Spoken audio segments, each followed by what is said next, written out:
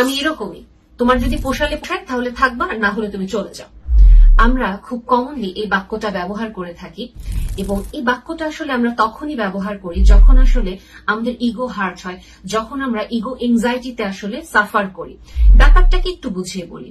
ধরুন আপনার হয়তো অভ্যাস আছে আপনি স্ক্রিন অ্যাডিক্টেড, অথবা আপনি হয়তো প্রচন্ড রাগী একজন মানুষ এবং রাগের বশবর্তী হয়ে আপনি আপনার কাছের মানুষদেরকে আঘাত করে বসেন, কথার মাধ্যমে বা হাতের মাধ্যমে বা বিভিন্ন মাধ্যমে আপনি আঘাত করে বসেন। কিন্তু যখনই আপনার কাছের মানুষ আপনাকে এই প্রশ্ন করে বসে, তুমি এই কাজগুলো কেন করছো, এটা একটু বদলাও, আমার তো কষ্ট হচ্ছে বা তোমার নিজের ক্ষতি হচ্ছে, তখন যেটা হচ্ছে যে আপনার দিকে আঙুল তোলা হচ্ছে, যে আঙুলটা আপনার অস্বস্তির কারণ, আপনার ইগো হার্ট হয়ে যাচ্ছে।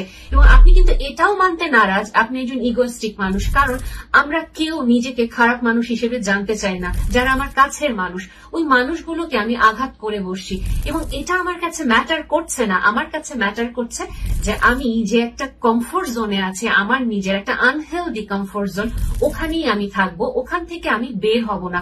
কারণ আমি যখন আমার আনহেলদি কমফোর্ট জোন থেকে বের হব, আমাকে কষ্ট করতে হবে, এবং যে কোনো ট্রানজিশন পেইনফুল, সেটা ভালো হোক সেটা খারাপ হোক।